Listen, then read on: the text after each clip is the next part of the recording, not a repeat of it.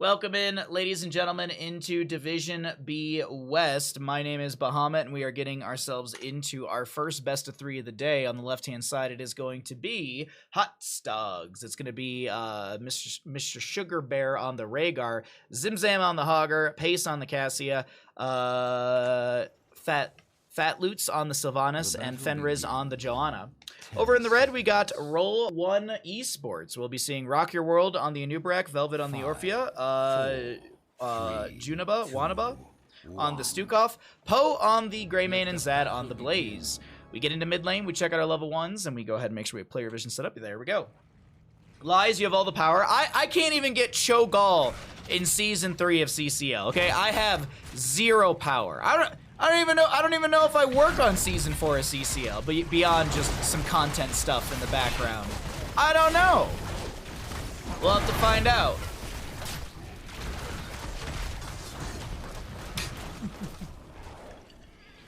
This is where I misclick my level 4. All right, hold on. All right, let's see. Zad, camera lock.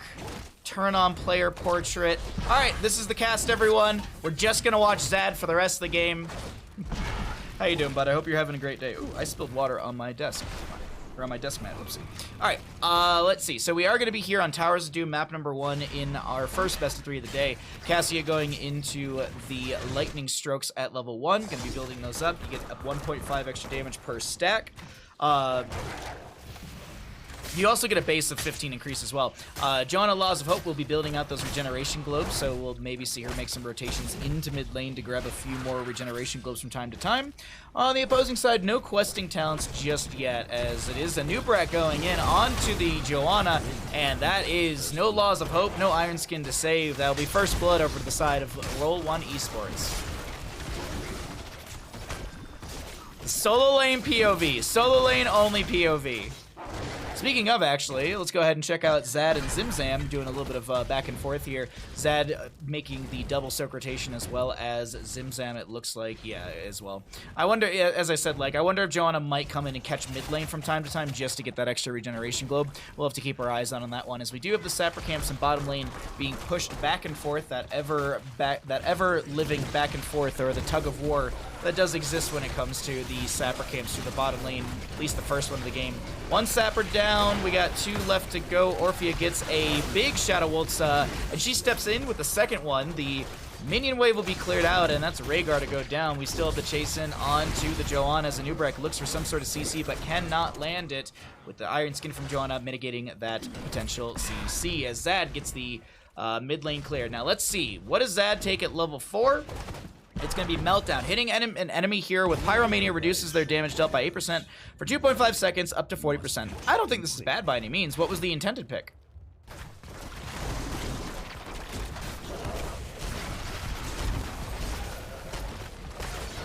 Oh, that tea's too hot. It's not worth it. Big condemn in from the Joanna, as well as a slow with the subdue. Or the punish, excuse me, subdue is not taken. That will be Greymane going down. The fort front gate has fallen, and it seems like, for the time being, this is going to be top left and right traded, but maybe the channel in the mid area will go over the side of HotsDogs. It's very possible, as they do have the member advantage for the next 2 seconds. Greymane still needing to rotate into lane. I will say this, just to make a little comment on how they're advancing on the side of HotsDogs. They have this entire push. I think there was, and they got the channel and everything, but it's slight little things. They should have had someone on the side of HotsDogs already going for the channel while there was 3 members going into that corridor, this corridor here. And since the health bars were fairly high and no one was really at risk, it is the job typically of the healer to go and get that channel. So Sugar Bear should have been backing off, and it might have been a miscommunication thing to chase and go for the kill, but that's just a slight thing that I just wanted to note as I was watching that right there. Just a little thing that you could optimize in your own game. But as I said, I'm not as skilled as all of these teams, and just it's always nice to make little comments from time to time on at least the things that I've noticed. Just better clear time. At least it wasn't a bad talent. That's true. It's true. And I could see Meltdown having more synergy with the level 1 new habits, because then you get more Pyromania value, which synergizes with Meltdown as well, since the cooldown reduction from the regeneration globes will allow you to have more trait. But dear lord, chomping through the Cassia is going to be the Orphea, and another big bite. She's got the backbiter at level 4, which has the dash backwards, but you also get a 15% increase on your maximum health. And we're going to be seeing the Insatiable. Hitting a hero with Chomp sets the cooldown to 2 seconds. That's why you're seeing the back-to-back Chomps right there. So you're going to be seeing probably something like Chomp, Shadow Waltz, Chomp again, and that'll probably be the rotation of abilities. There's that Shadow Waltz to close the distance. The backbiter from level 4 will always push Orphea backwards, if I'm not mistaken. Yes, it is backwards. It's not like her Shadow Waltz, which moves you in the direction of your cursor. That laugh right there, if you heard it in the background, means the boss is up and available, but no team is going to go for that just yet. It is going to be the bottom lane fort to be prioritized by the side of Roll1Esports, and they should be able to convert this and get shots out. That's the expectation. We'll see if anything else can happen from the opposing team.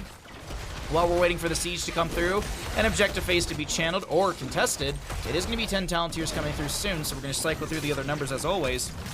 Orphea throwing out a little bit of dread here and there. Blaze is still in mid lane. Hogger has shown big dive in from Anubrak, looking out from the Stukov coming out. That still is Orphea to go down. Healing Pathogen to be spread around. A little late rotation from Blaze. A little too long sieging in through bottom lane on the side of Roll1Esports. It's not over just yet, but Rock Your World going in deep is forced to utilize the burrow to back away. And this seems like it is going to be a free channel to the side of HotsDogs, and it will be 4 damage. Into the side of Roll1Esports. They will be down to 28 core HP to the enemy team's 36. Sugar Bear to go ahead and get the Hearth back for full HP. Zad going to continue clearing top lane. And let's go ahead and take stock of the 10s as we do have them across the board. Big thing to note, Shockwave from the Hogger. I'm liking seeing the Shockwave more and more. I really like the utility that you can find with the Shockwave to be able to just lock down a few enemy heroes in these corridors. The Cassia Ball Lightning will play very well into that. Mind Control from Sylvanas, Bless Shield from Johanna. It's very, very strong synergistic heroics on the side of HotsDogs. And I want to talk about the opposing side, but a fight might break out. Orphea does have that crushing jaws looking to group up the enemy, but what are we going to be able to play off after that? Orphea's got some AoE splash. Anubrak does have the epicenter, or the subterranean, shield. We actually could be seeing a little bit more dive talents or burrow talents further on in his build that might synergize with the 10 grouping of enemies. Greymane Curse Bullet, but he can still razor swipe through a lot of the enemies. And Blaze overall can play into this with some Jet Propulsion AoE stuns, as the Jet Propulsion stun, does have a little bit of a splash, which the Crushing Jaws would group up people perfectly for. But we'll see how these talents all work out as the game progresses, because a single altar phase is up soon. Sapper camps to be contested through bottom.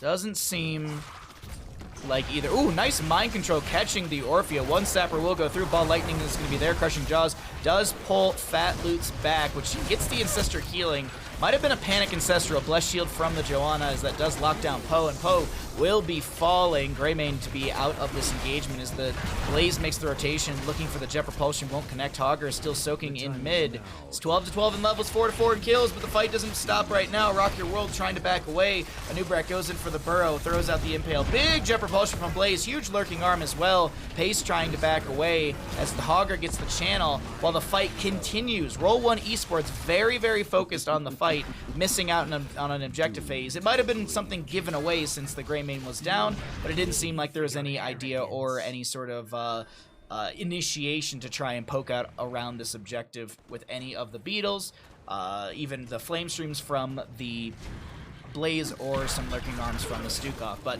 we'll have to see how things play out as the game does progress. 13s will be hit first by the side of HotsDogs, 36 to 24 in core HP, as the bottom lane fort is going to be locked down by the Black Arrows of Sylvanas and shredded through by the rest of the team.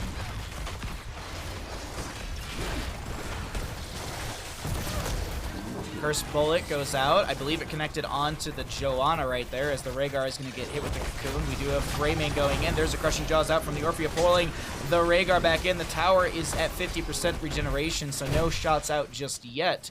And they back away on the side of Roll1Esports, unable to find a kill. And the bell tower being converted right beneath their feet. Mind control up in 22 seconds, so no fishing for the Sylvanas just yet, as we do have double alter phase top left and right. I'm curious how many people are playing Elden Ring today. I really am wondering. Ooh, that's a big burrow in from a Nubrek, and that sets up the kill into Cassia. Joanna will go down. I start talking about Elden Ring, and things are falling left and right for the side of HotsDogs. Blaze coming in for a flank here, maybe looking for a Jet Propulsion onto Fat Loots. That's going to be a Jet Propulsion. It kind of connects, kind of doesn't. Is mostly just the Haunting Wave. But I wonder, with the Bell Tower converted with 2 enemies dead for the next 15 to 16 seconds, will we see a double play for these altars, or is it going to be a straight-up trade between both teams? That is going to be the question that I pose, and it seems like it will be the latter of the two, the trade. Unless Velvet might go for this. Stukov better to get a Lurking Arm out now.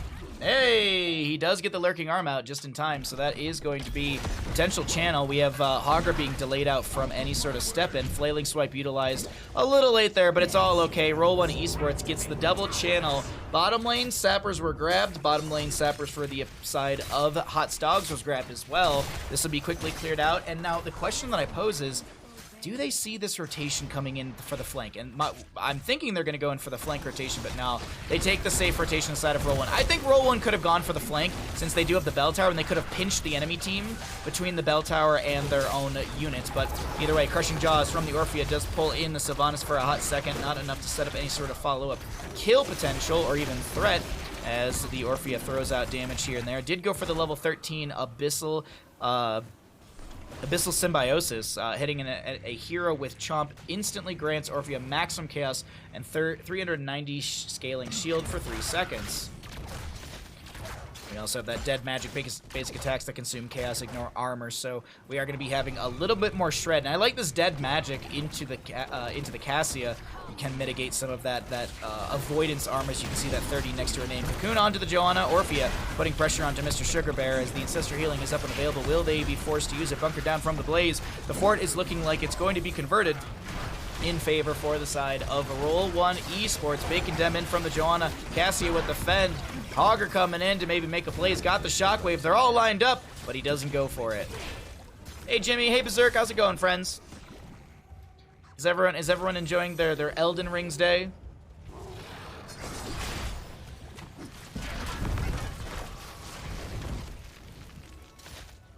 So triple alter phase. The assumption is it's going to be double shots for Roll1Esports with the way that they positioned around the bottom lane area. They don't get the bell tower converted, still sitting on maybe 1 to 2% HP, but still, 8 potential shots. Marlon plays. Okay, he's going to jet propulsion towards the bell tower on the top right. Shield glare from Joanna doesn't come out, and the channel is through. Flailing swipe from the Stukov does force back the enemy, and we are going to be seeing parity found on this map. Ladies and gentlemen, 20 to 20 in core HP, 16 up on both sides. Hey, Galzador, how you doing, bud? Happy Thursday, everybody. Mind control from Sylvanas will be coming out. Not going to be able to pull in Velvet as the Black Arrows will be utilized, but that was too much of an aggressive step forward from the side of HotsDogs. Greymane gets hit. Rhaegar, excuse me, is going to be hit with the Cocoon and hit with a lot more. Greymane is going to be able to roll around to get some auto attacks in, finding the kill into the Orc boy right there, as there's a Cursed Bullet, a Dark Flight, a lot of damage onto the Joanna, and she's out of here. Nubrek burrows in for the Cassia. Greymane starting to shred through the bell tower through the bottom lane. Double alter phase soon, but it doesn't look like it's going to be announced just quite yet. I think we still have another 30 to 60 seconds on the announcement for the next alter phase, which will be enough time for HotsDogs to get other players back in position. I played a rank game yesterday where the enemy team had a Junkrat, Rocket Ride, Malthael Lacerates, and Kael'thas Pyroblast, and I played Medivh. You can imagine how it went. You lost the game? Got him. You're doing good? Glad to hear, Galzador. Glad to hear. Ooh, good burrowing from the Anubarak as that is going to be a dead Cassia. He steps out further. Mind Control comes out from Sylvanas, trying to pull the Nubrak in. They're trying on the side of Roll1Esports to clear out this wave as fast as possible. Hogger with the staggering blow pushes back the Sapper. No potential Sapper over the wall, but it's going to be a potential kill into the Rhaegar as he does go down. There is going to be a huge lurking arm, crushing jaws from the Orphea. Hogger goes for the shockwave. Can he make it out alive? Zimzam does with 200 and something HP. Double Altar Phase coming up. Sapper's available through the bottom lane still. Jimmy pressed W. Somehow the team lost the game. I played great. It wasn't me. It was the rest of my team. Let's see. We got did one Sapper? Yeah, a couple Sappers went over the wall right there. As Mind Control does pull in the Blaze, he gets the jet propulsion away. So 10 shots from the altars, 3 shots from the Sappers, if my math does serve me right. 13 damage into the core of HotsDogs.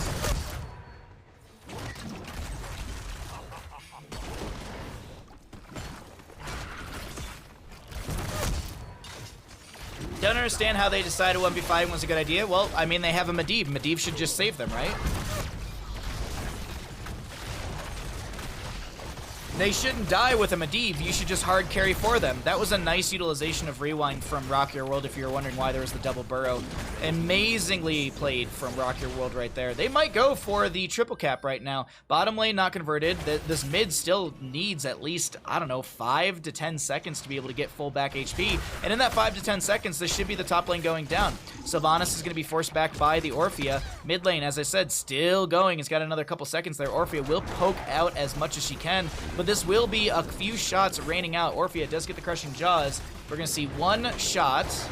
Maybe, what? I'd say 2 to 3 max by the time they clear out this bottom lane. Though it is just a Sylvanas, so it might be a lot more than I anticipated.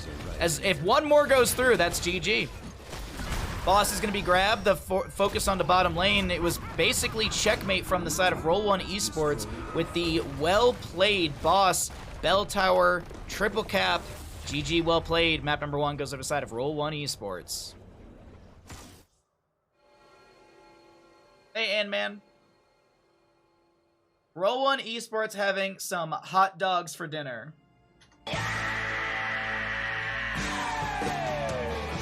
Excuse me, HotsDogs for dinner.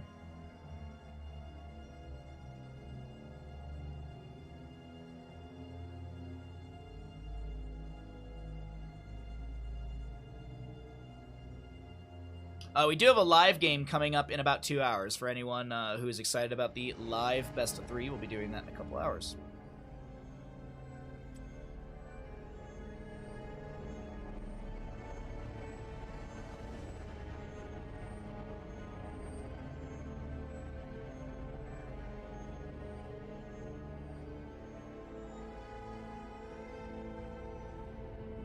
I'm telling you, the Bahamut emote, it's too good.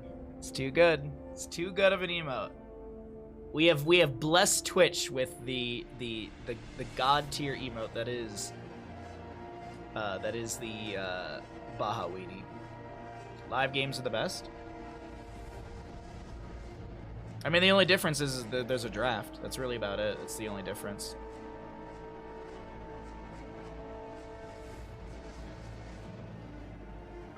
Let's get it back over to Bandit and I, and let's go ahead and check out what we have for map number 2. Let's also update the team scores. Roll1 does have the advantage in this series. See if they're able to close things out here on Infernal Shrines. Go ahead and grab this.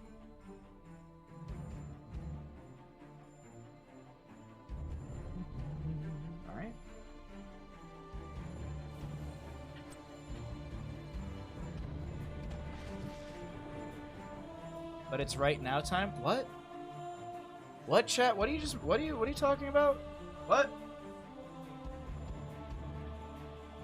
I don't know what you're talking about, chat. Man, I am tired this afternoon. Man, I am exhausted today. I thought I got good sleep. Maybe I'm not. Maybe I did not. Maybe I'm a lot more tired. I did go shopping today. I finally bought groceries. Finally got groceries for myself. I actually got a bunch of chicken, so I can do a bunch of different stuff with that. I'm trying to figure out what I want to do with the chicken. I think I want to deep fry it, but not like bread it. Just like fry it all up, and then just do that. Like give it like a good soak in some sort of seasoning, and then just cover it in flour, and then just deep fry that, and then just have that like for the rest of the week with rice. That's the game plan, I think. I bought like a bunch of like I guess they'd be like hoagie buns, but I didn't realize that it was sweet French bread, and I was like, holy shit, this is like eating it's like eating a donut, but that's bread.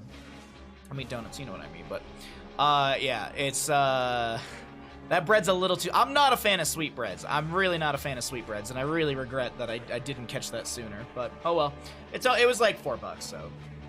I made buffalo beef stuffed peppers. That sounds very good. I'm assuming buffalo has, like, the cream cheese, Frank's Red Hot sort of mixture. Your hair is wet. How is your beard? My beard is on my face. How you doing, Raka? How you doing today? Man, you ever have that point in the day where you're like your eyes are just getting heavy? Like that's where I'm at right now. I'm already getting tired. And it's only 3 o'clock in the day. Maybe we just start having drinks. Maybe we just start having some drinks. Maybe that's what we do.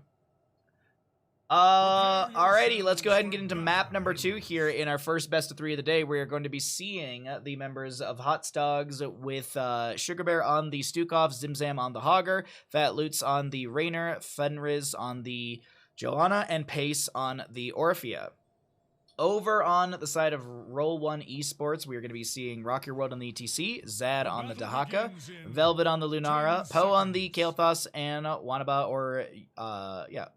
on the Decker. That's probably wrong, but oh well. My apologies. Buffalo sauce and blue cheese will be drizzled. Nice, enjoy. Decidedly indecent, but good. Does someone say drinks? Cheers. Yeah, I think when we get into our live cast, I'll make a beverage for that, but maybe before we will. I don't know. My brain today is mush, and I feel like a lot of our brains are mush. So let's just enjoy some Heroes of Storm and have a good time. Big condemn from the Joan to start things out, as she does take a little bit of damage backing away. Healing Pathogen to be spread out by the Stukov. Does have the reactive Ballista Spores as well. Pretty strong talent for a map like this. No low blow, as the Rainer is just pumping in damage into Velvet, who is going to be able to back away. I will say this to the Stukov player: if you took low blow, that Lunara would have been dead. But either way, power slide in from the ETC. Sugar Bear around 50% able to back away. What do you have to drink, Berserk? I got a cup of tea right now, but this cup of tea is not gonna last long, and that's why I was like, I've had enough water today. Maybe we just start getting into the cocktails already.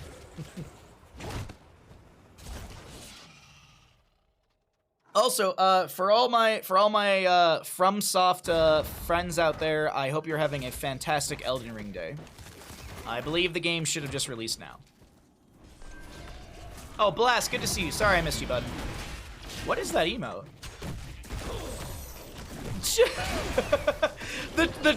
the chugging face is very, very cute. That's adorable. That's a cute one. I'm sure if I did that with myself, I would immediately get that removed, because it would probably, like, if I did that with like a bottle of gin, someone would be like, oh no, not on Twitch. IPA beer? What kind of IPA beer? Give me the details. Brand and stuff like that. I'm just curious. Because there's so many IPAs out there. What will you mix for the live game to drink? It's going to be probably a gin and soda. I'm watching calories, and that's the easiest way to cut calories down. That is a fantastic chain CC onto the Joanna. She will be able to live. I do want to point out a lot of living bomb being spread between the members of HotsDogs, and this Kael'thas, he's got to be licking his lips every single time he gets a living bomb applied to someone, because it just seems to jump from player to player. Chugging vodka. Yeah, I don't think I can make that an emote for myself. I really don't think that'll go over well. Prepare yourselves for the slaughter. Oh, by the way, I started playing Summit Saga. Ooh, that sounds good. There's one that I really like. It's by Alpine Brewing Company, I think it is. It's called Duet. It's like 7%, but it's so tasty. It's such a tasty beer. Duet is very, very good.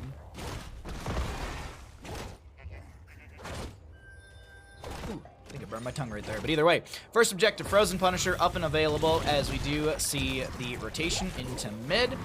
Kael'thas does have the Regeneration Globe talent at level 1. He's got the Mana Addict as he lets out a massive gravity lapse connecting onto a few enemies. Decker Kane following up with a Scroll of Sealing. I really do like that synergy, and I wish to see that more in a lot of games. I know Kael'thas isn't like the end-all be-all sort of mage. I think he does great on maps like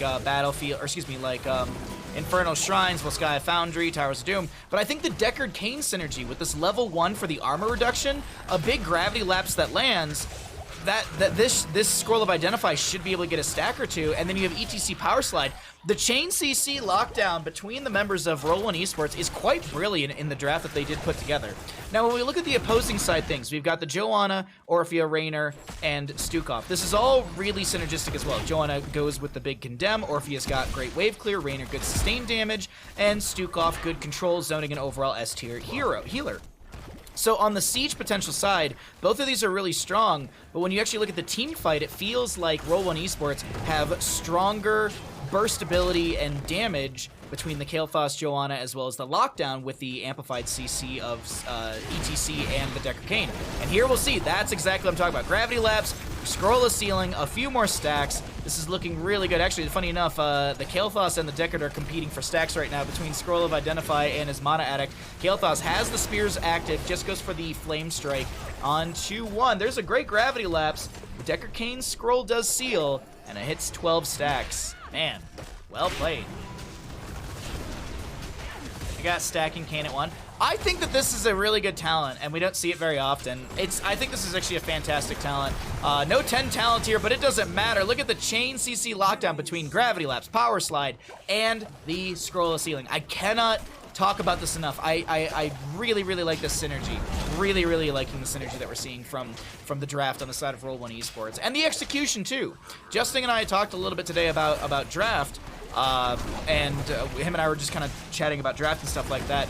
And it's like, there's one thing to draft a composition, absolutely. Everything can look good on paper. It's the execution that also has to take place. And I think Roll1 is doing a great job, and I just want to sing the praises of that while we do have this Infernal Shrines, a little bit of siege through bottom lane, and I like how we've 39 the objective. They are just going for 10 talent tier. Roll1Esports definitely not living up to their name.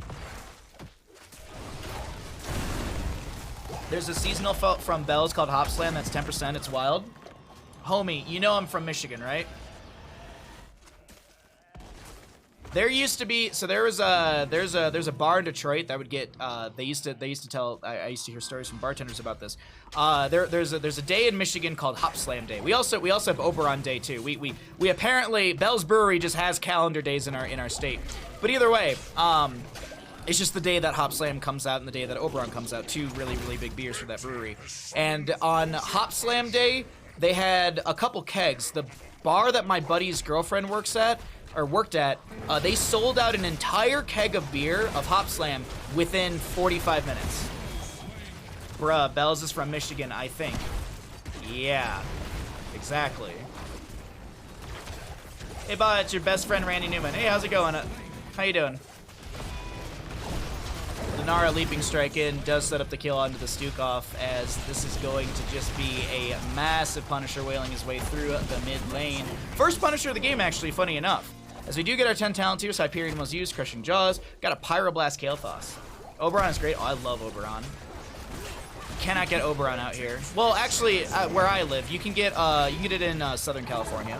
I know some friends in like LA Burbank area have definitely got it at grocery stores. But not in Tahoe. You can get like the brown ale up here, and I don't care for it.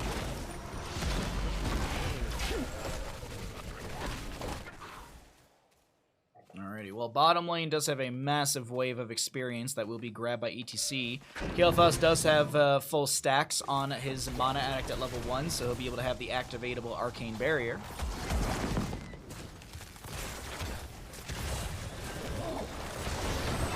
Oh my dear lord. Stage dive in from the ETC. Stay a while and listen from the Decker Kane, as we have a massive gravity lapse in there as well. Pyroblast will go on to Hogger, or excuse me, that was Stukov. Hogger already going down. Joanna to be picked off. Zad with the double back doesn't get hit by the Orphea, and gravity lapse from Kael'thas will not connect onto her as she gets the mount out.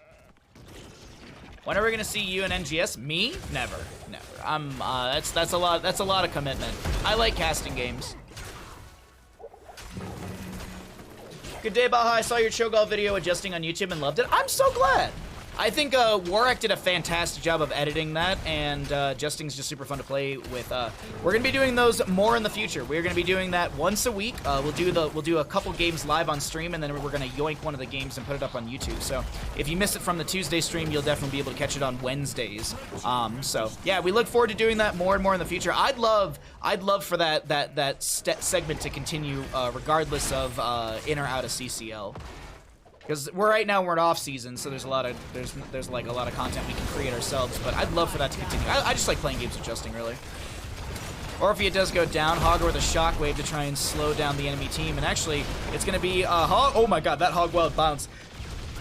That Hog Wild bounce was either perfect or it just perfectly, just like happenstance. But either way, that is going to be Hyperion ending. Hogger goes in once again after tapping well. ETC face melt does force back the enemy. Another crowd surf for ETC. We see this so often. Really quickly, for anyone that's wondering, a lot of maps have little kind of like Easter eggs and stuff. If you left click on this sword, a bunch of times, something will happen. I highly recommend you do it in your own games. There you go. It's on the left-hand side of the map. It's not on the right. It's on the left-hand side. It's always right there. So go ahead and do that in your own games. A little Easter egg on Infernal Shrines is I think this is our second Punisher of the game.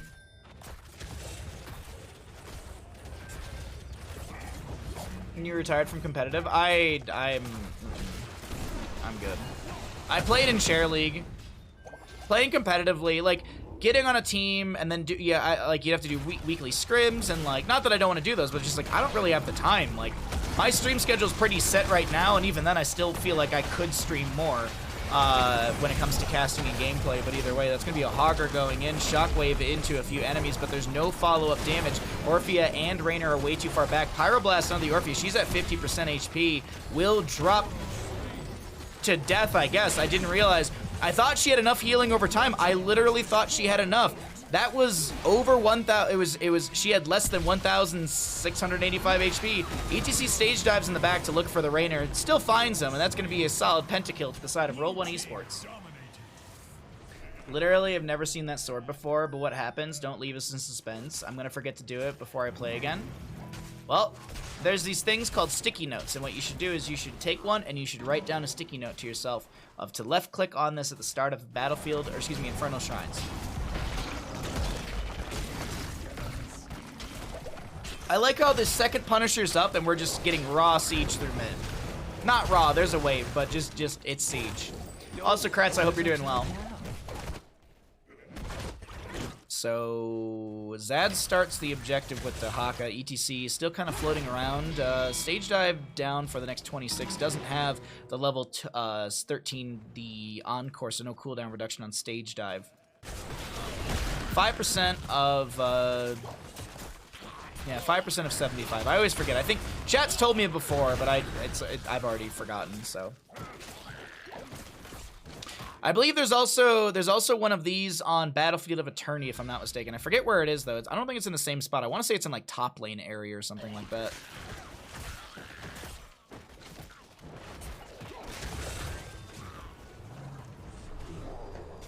And as I said before, I hope everyone's having a fun Elden Ring day. Or if you're just hanging out here, thanks for hanging out. Glad you're enjoying the content. Got a few best of threes for all of you today. We got a live game coming up in about 2 hours. Little less than 2 hours, we got a live game. Jump over from the Punisher, eaten by the Iron Skin of Joanna. Nice play from her as the ETC continues to just auto attack his way through the keep front gate. Dahaka does finish out his level 1 enhanced agility, so he's got that increased movement speed, and he's able to just meander around the map quite quickly at 140% standard speed. Gravity Blast from Kael'thas was attempted, but doesn't go out far enough. Still, Orphea getting chunked by the lasers of the Punisher, has to back away. Hogger trying to soak out for that level 16, but Lunara's gonna come push him back. Look at the flank positioning from Kael'thas and the rest, though. Here comes, this is the blue team vision, and Kael'Thas is just in position to land this Gravity Lapse immediately. Hogger goes in with a Shockwave. That will be the last thing he does before dying. Stay well and listen from this Decker Kane. There will be a Pyroblast onto Orphea. That should be, I mean, that's less health than she had last time. That should be Orphea dead. And that is going to be Stage Dive in from ETC. I don't know if it connected onto anyone. Power Slide over the wall with the Crowd Surfer just to cut off the retreat path of Stukov. He still goes down. That's another Power Slide onto this Raynor. He will go down. That's Joanna to get picked off. Another pentakill to the side of Roll1Esports. 19-0 in kills. And the game just said it, and I'm going to repeat it. That was a dominant game, series, and matchup from the side of Roll1Esports. Definitely not a team to scoff at here in Division B West in Heroes of the Storm Nexus Gaming Series. Man, extremely well played, I have to say. This team, they executed on levels for this series. GG, well played, a very deserved victory. Near the top 4 on the Demon side. See, Ashmantle knows. Ashmantle knows. Teams are in the live game. You'll have to stick around and find out.